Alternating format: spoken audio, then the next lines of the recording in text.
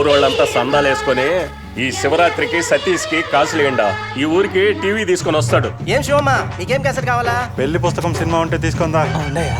ఏమిరా అవేనా గోల్డ్కేసుకుని గుద్దుకుంటారు చూడు అవి. ఓహో అబ్బా మంచి పనివాడు కాను కదరే.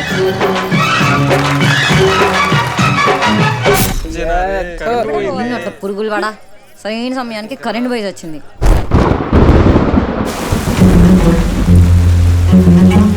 ఆ రాజప్పగడ నా పొరుగు మొత్తం తీసారా. ఊరి పెద్దగా ఊళ్ళో ఏది తెచ్చినా ఫస్ట్ నేనే తెచ్చేవాడిని.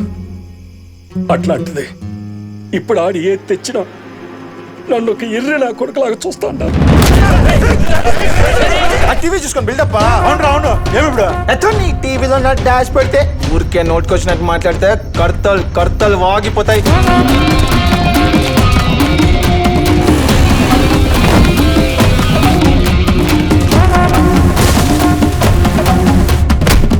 చెప్పేది రాజప్ప కోసి కారం పడతా నీ అబ్బా.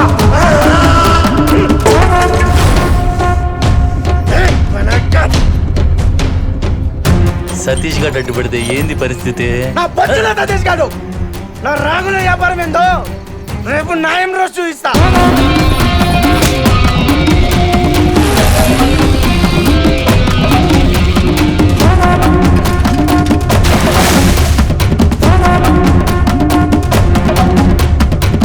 దీనంతటి కారణం ఆ టీవీ.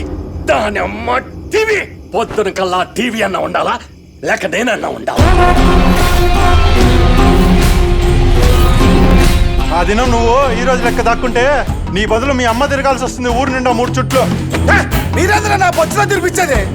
వచ్చే శివరాత్రి లోపల టీవీకి సంబంధించిన నా కొడుకులు తెచ్చి పంచాయతీలో పెట్టకపోతే ఈ లెక్క ఒంటి మీద నువ్వు బాగులా కూడా తిరుగుతావు.